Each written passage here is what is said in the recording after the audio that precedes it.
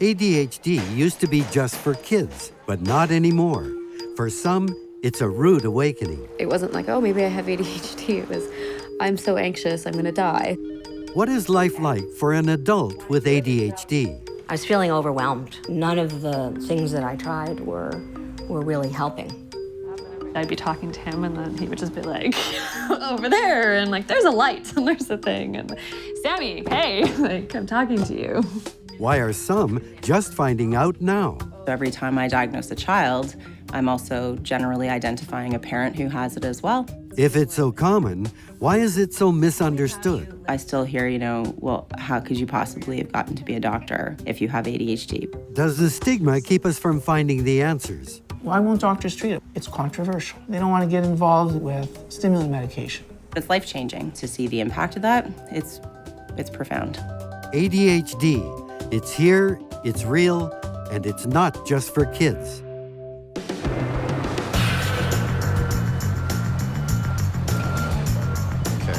You know what? Let's put a 24 mil on. Can he keep them on the truck, or does he have to drop them off right now? Did he look tough? He looked pretty tough. Right.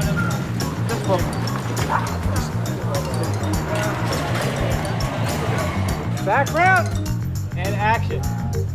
Sami Anaya is an award-winning cinematographer.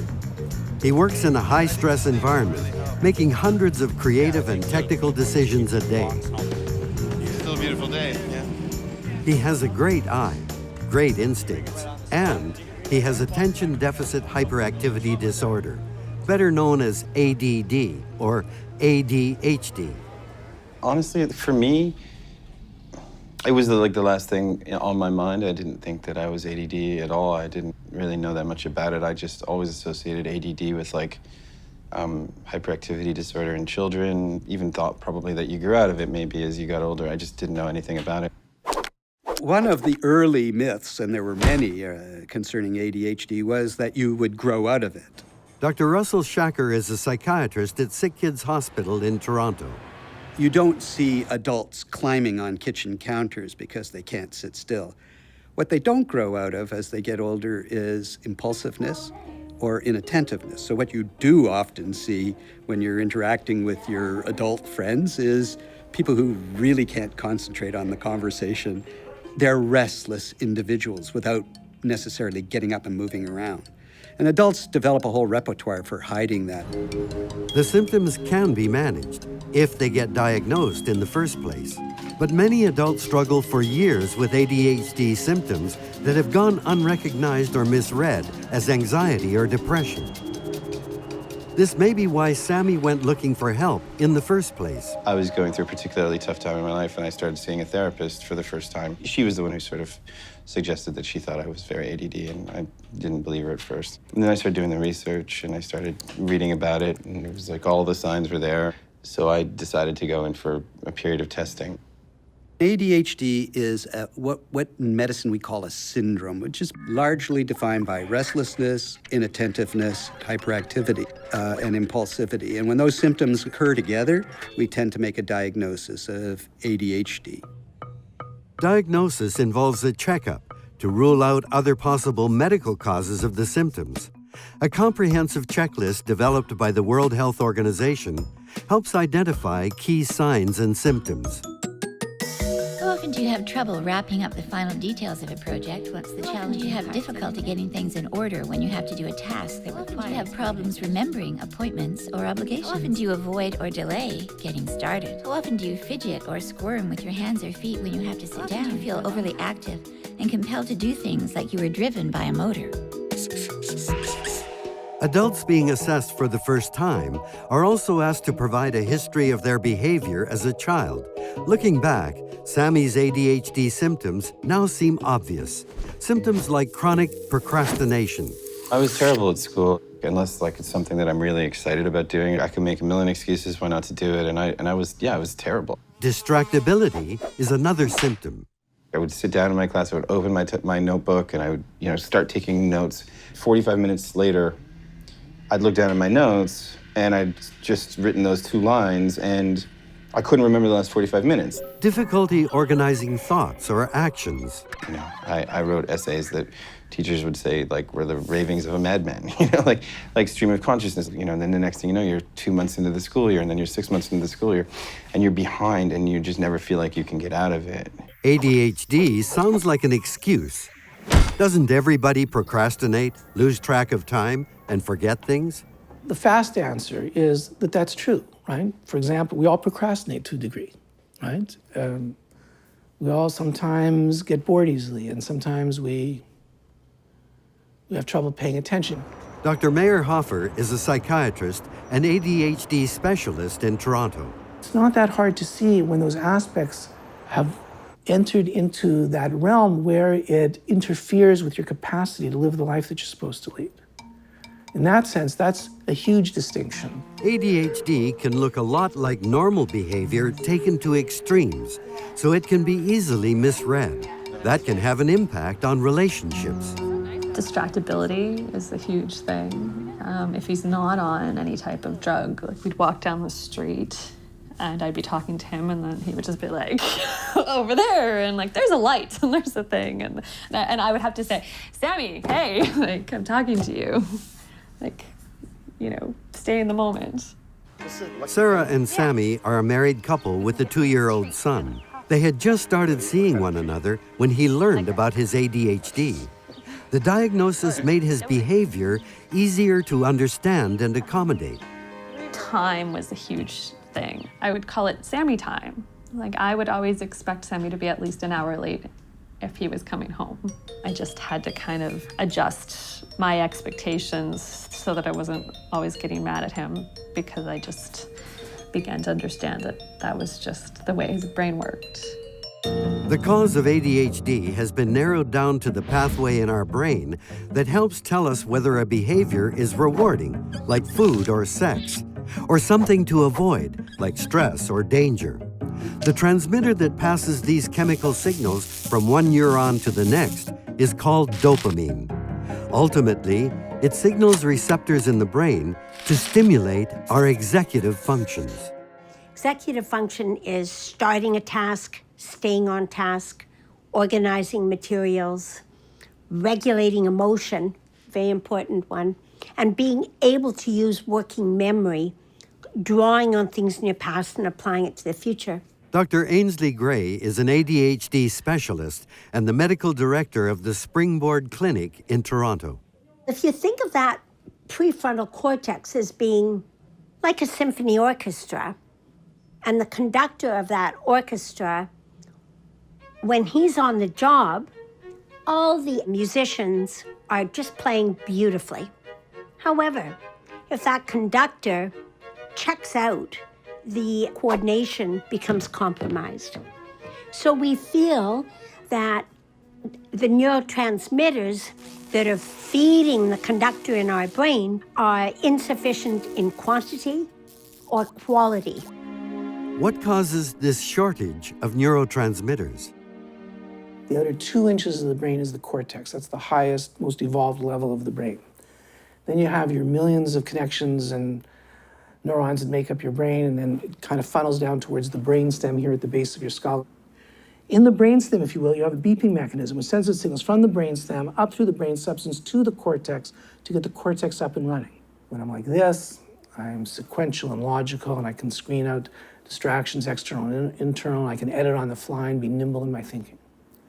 What happens in attention deficit disorder is you have a functioning brainstem, it's sending out signals all right, but these signals on their way up to these particular areas are getting blocked or sidetracked. It may seem surprising that this hyperactivity disorder is generally treated with a stimulant. When you use a stimulant, half an hour later, like any self-respecting stimulant, it's at the level of the brainstem. Now instead of sending out signals like this, it starts sending out signals like this, harder, faster, stronger, more frequent signals. These signals are gonna go up. Some are still gonna get blocked or sidetracked, but like water over the top of a dam, because there's more of them, these signals get up, over, around, under, through to these areas, transforming the this into that. So you get what's called the paradoxical response, the opposite intended response of using a mild stimulant, and a person, instead of becoming more hyper-agitated, wacky, bouncing off the walls, talking faster, they become more focused, concentrated, organized, better able to acquit themselves well in their duties. ADHD affects about 4.4% of adults, but only a small percentage has been diagnosed or treated. How did the rest get missed? Some may have been treating themselves.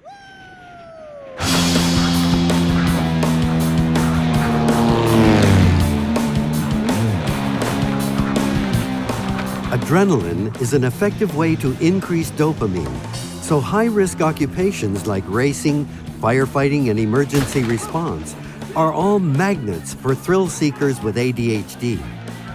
There are many public figures with ADHD whose fame and fortune came with a healthy dose of adrenaline. Sammy was fortunate to find a career that serves his ADHD well. That's my sweet spot. That's my comfort zone, like when I'm on set. And there's always problems and things that crop up that you have to deal with and address, like in the moment, and make decisions on the fly. It's a pretty good job for somebody who needs something that requires him to hyper-focus. The most incredible thing about Sammy is he's the most calm presence on set. It's a total contradiction in a lot of ways to our home life. Here, let's take a look. Every ADD person in the world can pay attention. In fact, they have the capacity sometimes to be able to hyper-focus on things that they're able to be interested in, oftentimes to the detriment of all the other things that they're supposed to be doing. What ends up happening is that you overwork, so you're not trying to solve the problems in your life. You're actually ignoring it, and you're using your work because that's the thing you're good at, and that's where you thrive, and you're just sort of like disregarding everything else, and so you're miserable. The constant need for an adrenaline rush can be downright dangerous. It can lead to addictions to shopping, food, sex, gambling, drugs, booze, and especially tobacco. While 20% of the population in North America still smoke, for people with ADHD, it's closer to 40%, double the rate.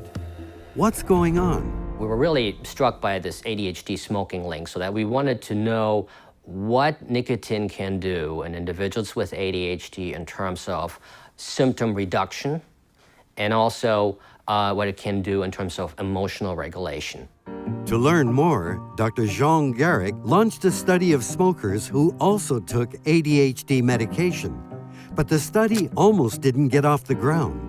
It seemed like there was nobody out there. They would either smoke cigarettes or take stimulant medication, but not necessarily take both. The volunteers they eventually found wore nicotine patches for 2 days and placebo patches for 2 days. Electronic diaries prompted them every hour to document their own ADHD symptoms. A blood pressure monitor kept track of physical activity and stress levels. The final data confirmed Dr. Garrick's suspicions. Nicotine reduces ADHD symptoms. That's because, unhealthy as it is, smoking acts like many ADHD medications. It raises dopamine levels. This is what we're expecting to see. What was a surprise to us was that nicotine also reduced anger, nervousness, and stress ratings in individuals with ADHD. Teenagers with ADHD are twice as likely to take up smoking as their peers, and they tend to begin at a younger age. So what effect could smoking have on identifying ADHD in the first place? Nicotine use can cloud the recognition of ADHD symptoms in a way that the person may not remember having any ADHD symptoms whatsoever because he's continuously self-medicating with nicotine. 6 out of 10 Canadians who ever smoked have now quit. How many might have been self-medicating undiagnosed ADHD? Before he was diagnosed and treated, Sammy occasionally smoked, and he found other coping strategies to get by. But they were never quite enough, and things didn't get any better as he matured. They got worse. As you get older and you have problems, and you still have that same brain, and it's still got all this stuff that needs to get processed, and it goes on and on and on, and it becomes crippling, it becomes crushing, and I'm not making any excuses, but you just start making really bad decisions, and in a way, your life starts becoming not a really great place to be. It's such a hugely important societal health issue. You know, now if you're not able to compete in a tougher world, and ADD people find it harder and harder and harder to compete, it's a disaster for people. An adult with undiagnosed and untreated ADHD could be in for all kinds of problems with work and finances, relationships and marriage, substance abuse, eating disorders, unsafe driving, and problems with the law. Dr. Lynn Stewart is a psychologist who helps evaluate mental health programs in Canada's federal penitentiary system. So in 2011, we did a study on all incoming federal offenders to the Correctional Service of Canada. They were screened for ADHD. We found that 16 to 17% would have achieved a diagnosis of ADHD, and a further 40% would have had at least moderate symptoms of ADHD. It's estimated that 5% of adult males worldwide have ADHD. Why are the numbers so much higher in prisons? I think failure of self-control defines criminality, at least repeated criminality. And self-control problems are a major feature of ADHD. We found that those who had higher levels of ADHD had more misconducts, more transfers to segregation, and on release, they came back to custody faster and at higher rates. As a result of the study, all incoming prisoners to Canadian penitentiaries are now screened for ADHD. Those who are diagnosed get streamed into therapeutic programs. I think it's critical to identify it and address it early. I hear sometimes from the offender, like, what is wrong with me? Why am I doing this? I think it would be helpful for them to know that, and there's a way around that. Isn't ADHD already stigmatized enough? Is it really a go-to-jail card?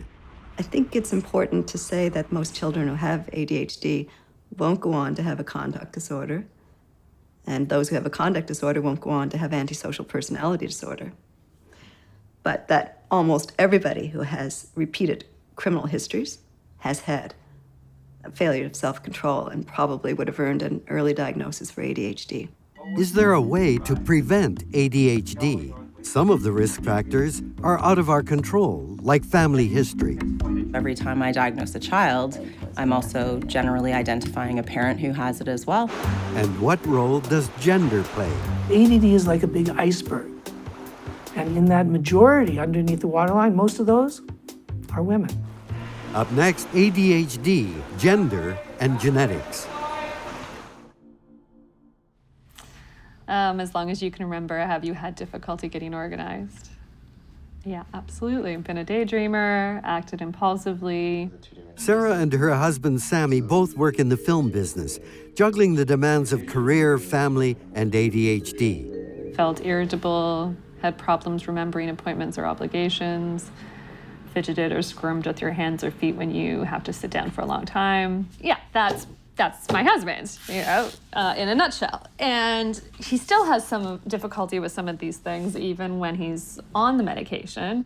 But with that said, like, I'm exactly the same way in a lot of ways, so it's very weird in that sense. We have to actually sometimes have to help each other. And Sammy's like, well, I think you're kind of a little ADD. And I'm like, well, am I? And where does it begin? And where does it become like just like an actual condition? There's a big difference between personality quirks and a condition like ADHD. It was once assumed that ADHD was just a boys' thing. That's likely because hyperactive boys are hard to miss. But girls and women can have it too. They're just sometimes harder to spot. By and large, girls tend to have a subtler presentation of ADHD, so not necessarily the daydreamer, but difficulties with focus or attention or distractibility. Dr. Laura Gerber is a pediatrician and ADHD specialist. I might be looking at you. You may think I'm listening to you, but you might not realize that I'm totally focused on the buzz of the fluorescent light.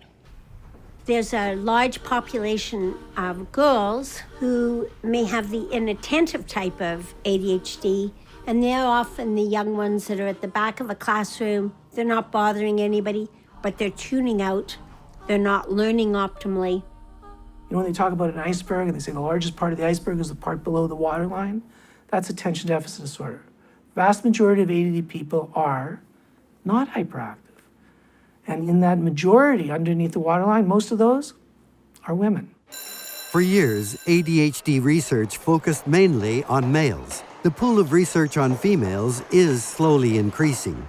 We now know that while boys tend to show symptoms by age 5, girls may not until age 12, and flying under the radar can have consequences later in life. Classic case of attention deficit disorder is the 19-year-old female university student. They go off to university and everything starts to fall apart. It doesn't fall apart because they're partying too hard or they're not mature enough or they didn't take their circumstances seriously. It's because for the first time in their life, the sort of external exoskeleton of their life wasn't there, and then things didn't go well, and then they were left with this feeling of I'm not as good as everybody else, I'm not as smart as everybody else. And that young lady shows up at the University Health Service, and the psychiatrist will say something like, well, so tell me what brings you here, and the young lady says, well, I'm not doing very well. And the psychiatrist says, well, how do you feel about that? And the young lady says, well, not too good. And the psychiatrist then says, well, how long have you been depressed for? And in the first 45 seconds of the interaction, the psychiatrist has moved the young lady from what she's come for. I'm not doing very well. That's a function comment. And the psychiatrist has slid the young lady right into the psychiatrist's comfort zone. Depression and anxiety, anxiety and depression. It's kind of stunning to me that a lot of people that I dealt with, different counselors and therapists, didn't notice this about me. It wasn't my psychiatrist's first instinct at all. For Medina Abdelkader, it was the pressures of grad school that revealed her ADHD. When I came to Toronto to do my master's, I was living by myself, so I didn't have that social support. And I had a really hard time staying organized. And I would go every single day, and I would sit and I'd bring all my books and my laptop and my highlighters and my good intentions. And I would just sit for hours and hours reading, going sort of down the black hole of the internet and all these really juicy topics that I was studying. I just couldn't, I couldn't stay focused, and I have all these ideas and I just can't sit down for long enough to get them down. It wasn't like, oh, maybe I have ADHD. It was, I'm so anxious, I'm gonna die, so I need to do something about this.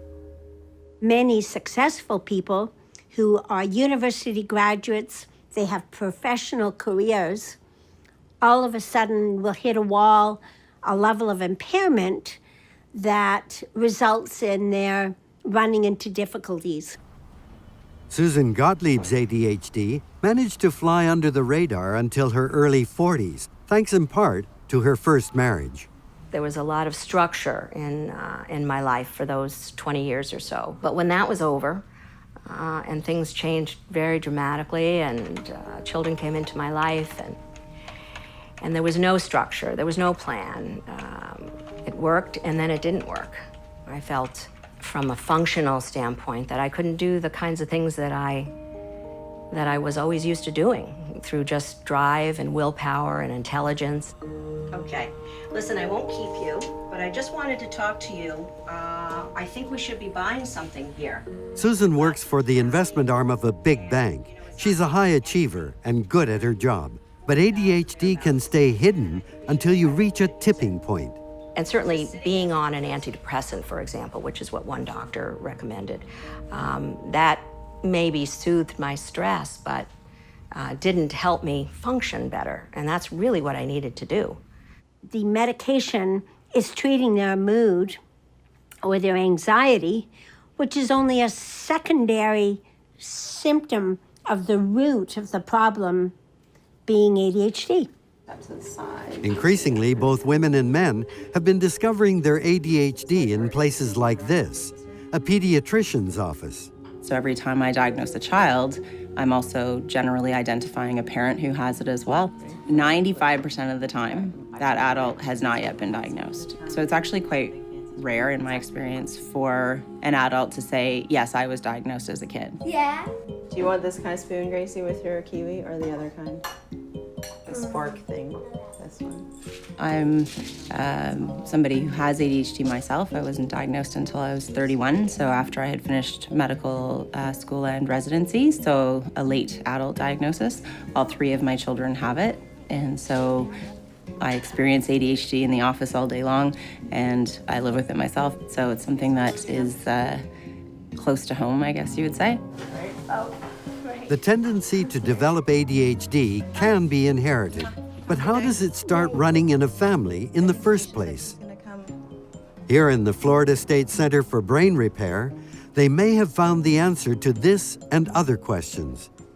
To study a neurobiological disorder like ADHD, an animal surrogate is useful. Mice are good candidates. They share 97% of our genes. But how do you give a mouse ADHD? The same way that some humans get it.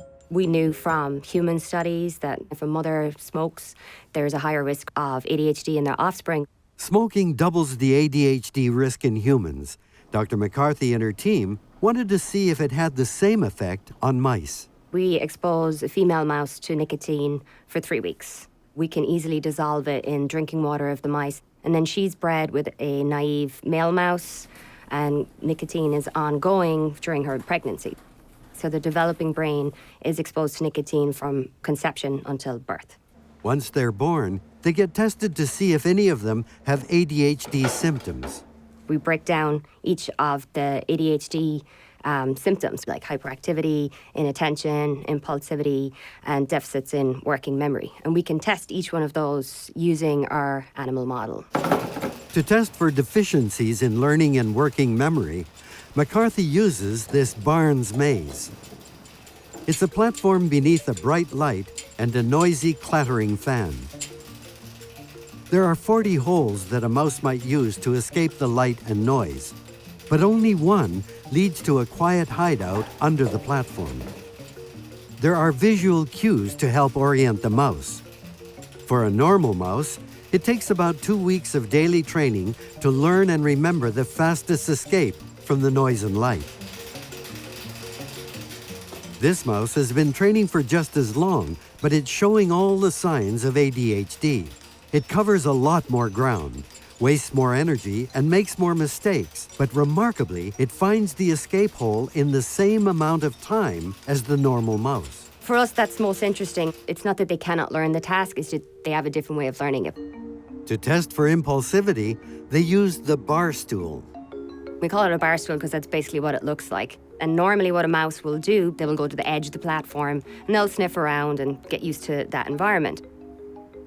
But mice that we have found that we're calling ADHD-like or impulsive-like will tend to sniff, put their nose over the edge a lot more frequently than the normal mice and actually jump off. After testing the mice whose mother was exposed to nicotine, how many are they finding that acquired ADHD? Every single mouse in the litter have ADHD-like symptoms. Every one of them. But it doesn't end there. McCarthy and Dr. Pradeep Bide have uncovered disturbing new information about ADHD heritability. Some research we have now done that shows that the effects of prenatal nicotine exposure actually can be seen in multiple generations. In the 30s, 40s, and 50s, cigarette smoking was highly prevalent. In fact, some physicians would advise pregnant women to smoke cigarettes to deal with morning sickness, for example. So it's a sobering thought, I think, that we may be seeing some of those effects in the current generation. There may be a smoker generations back who has increased the ADHD odds in your gene pool. Could this be a permanent threat? Luckily, smoking is declining. So perhaps 2 or 3 generations from now, we may not see the effects of cigarette smoke exposure. However, there may be new environmental toxins or environmental stimuli that may produce these transgenerational effects that we don't even know about today. The search for new medical treatments for ADHD is part of a multi-billion-dollar industry. But there's an ongoing search for non-pharmaceutical solutions too, using coaching, behavior therapy, and even gaming. Contrary to what we thought, we actually make new neurons. You can teach old dogs new tricks. Next up, pills and skills.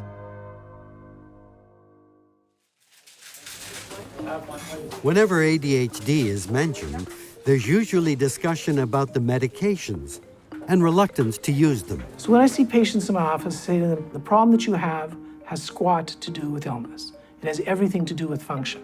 No different than why a person wears glasses. You have a functional problem, you put your glasses on, it allows your perfectly healthy eyes the opportunity to operate at the peak of their intended biological capacity. All I'm going to be trying to do is put a pair of glasses, as it were, on the inside to allow your perfectly healthy, smart, capable brain the opportunity to operate at the peak of its biological capacity. These glasses for the brain are stimulant medications. They've been the gold standard for ADHD treatment for more than 50 years, so there's good evidence they're safe and effective for adults and children. But the increase in the number of children identified with ADHD in the past decade has set off alarm bells about the potential harms of overdiagnosing and overprescribing, especially in the US, where the percentages are the highest. But treatment doesn't always end with meds.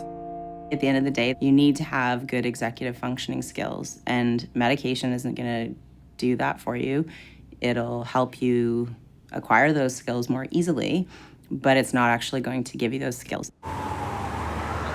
Here at Sick Kids Hospital, Dr. Jennifer Crosby has been testing new therapies for ADHD, one executive function at a time. There's a number of different kind of cognitive processes that fall under this umbrella term of executive functions. One of the domains that we started with was response inhibition.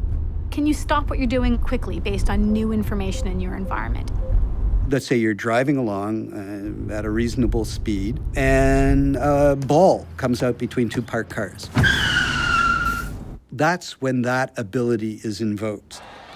It takes an ADHD person about 150 milliseconds longer to respond to a prompt. The difference between a hit and a miss. You're out! Let me just get us logged in here. All right, so sometimes you're gonna see this. And what that means is a signal for you to stop, okay? The Mega Team project is a video game-based cognitive rehabilitation. So what we have done is we have taken our understanding of the underlying cognitive deficits in ADHD to come up with an intervention to strengthen those. And ideally, what we've tried to do is come up with something that's engaging and fun for kids. There you go. Excellent. Mega Team was co-developed by Sick Kids and eHave, a medical software company founded by Scott Woodrow. Scott has a vested interest. His son has ADHD. And that's one of the main reasons why I did this. I didn't want to medicate my child. The medication deals with the symptoms of the condition. It doesn't deal with the underlying condition itself. When they're off the medication, their condition comes back. 50 kids have been recruited to try to sharpen their response inhibition skills. Progress is monitored online. Later, there will be a follow-up to see if the training had a positive effect on behavior beyond a quicker trigger finger. This ability to stop a speeded motor response is what you need to keep your mouth shut when you have an impulse to say something, or keep your hands to yourself when you have the impulse to do otherwise. Future plans are to build the game out, to target other cognitive functions, and to test if it can help adults as well. Neuroscientists have discovered over the last few decades that we actually, contrary to what we thought, make new neurons even in late age. So we have the capacity to change, rewire. You can teach old dogs new tricks. I'm thankful for that. I'm living proof. living proof of it, sir. The stakes are high in the games played here at the epicenter of Canada's financial district. World markets, breaking stock reports, and investment analysis. Susan Gottlieb is plugged into it all. It uses all my skills and keeps me excited about going to work every day. That's why it was so frustrating for me when things weren't working the same way. Susan's symptoms improved after being diagnosed and treated for ADHD, but she felt she needed more. The medication, I think, prepares the way. It gave me hope that maybe I could solve these problems, but I still didn't know how. Many business people turn to executive coaches to help improve their performance. Susan went to Robert Pell, a coach who specializes in ADHD. So let me ask you, can the rest of your company survive without you for 2 hours? Oh, without a doubt. Without a doubt? Without a doubt, Okay. yeah. That email is just... It's addicting. It is. It is. It really is, between the phone and... There are pills that can help, but it's a behavioral change, and it's hard because it's a lifetime of responding a certain way. Like, what's the most important thing you have to do? I have to call clients, review portfolios, that type of thing, you know. Yeah. So when I'm hearing you say that, Yeah. I'm getting overwhelmed. Yeah. 'Cause I'm sure you have hundreds of clients with Yeah. very complex portfolios. But the key is to stop the feeling of being overwhelmed, Yeah. is you want to break it down into a specific behavioral step. Okay. Do you remember what it was that gives us a 300% greater probability of success? Yeah, I gotta book it. You got to book it. I gotta book it. Do you have your phone here? I always have my phone. All right. The best approach to treating ADHD is three-pronged. One is they need to learn new behaviors in order that they can function better. Number two is the pharmaceutical treatment. And number three is some emotional support. On the personal side, it really has to be about my family and being with them, being with the girls. I've got to use the time more productively so that I'm not there at the office at night. So the motivation for reserving this time is, besides for helping your clients, it's allowing you to spend the time with your kids. Yeah. That's great. Yeah. Sounds very motivating for me. Very much so. This is very practically how I can change my thinking, how I can learn, and how I can repeat these steps for all of the things that are going to come up in my life and come up on a daily basis. I now have the tools, and they help me in every part of my life. Life after ADHD diagnosis. It's not like I was able to get this treatment and now I'm cured, but having that awareness just helps me to forgive myself when I'm not perfect. I wouldn't want to get rid of the ADHDers. I think it's wrong to think that everybody has to have an even keel. I think there's room for everybody, right? The final stretch, staying on course with an uneven keel. Math challenge, you didn't do the bonus? Look at this. It's not. Look at this. Bonus for anyone who wants to try. Okay, it won't hurt you to try. She's a busy mom, a pediatrician, and she has ADHD. I still hear, well, how could you possibly have gotten to be a doctor if you have ADHD? But the reality is, it has nothing to do with intelligence. There's lots of successful people out there who have it, but that perception is still there. So in summary, we just wanted to kind of wrap up by saying that ADHD is not just about the DSM checklist, and that it's both exciting and exhausting. In what little spare time she has, Laura Gerber also gives seminars to other medical professionals about the signs and symptoms of adult ADHD. I mean, it came from a place of frustration. It was intimidating, I won't lie, because I know that there's a lot of them that have those outdated views that it's a childhood illness, and they've been skeptical about whether it's an issue for their adult patients and the parents that I've sent back to them. I've been very pleasantly surprised how well people have responded. Medina Abdelkader found help for her ADHD, medication and movement.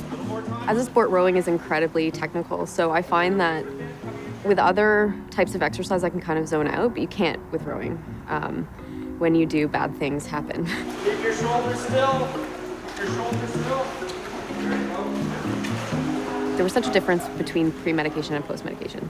And so what that helped me to do is just sort of explain to myself what's going on and just kind of forgive myself for when it doesn't go perfectly. Because I'm like, okay, this is not me failing necessarily. This is just, one aspect of my life that I have to work on. And the medication helps with that. The exercise helps with that.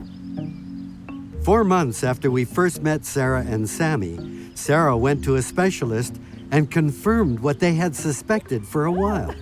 Sarah has ADHD. Yeah, the first thing I did was I called my mom and I just cried.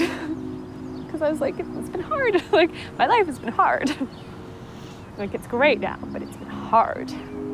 And I never quite understood why. It was so much more difficult for me than other people. Show us how you can run? Running! Before we even knew that I was ADD, I think we always knew that there was a really good chance that Khalil would be. We don't have any intention of really doing anything about it at the moment, other than just encouraging him and loving him and watching him develop. I think we'll just take it one step at a time. I think it's wrong to think that everybody has to have an even keel. The world is made up of a lot of different people. I wouldn't want to get rid of the ADHDers because very often they're charming and they dabble, they try different things, they're adventurous, and I think it would be a loss if we started to temper that too much, right? An ADHD brain struggles with many challenges, but when it's treated and managed, it's a brain with a unique perspective on the world. It just has to be recognized in the first place.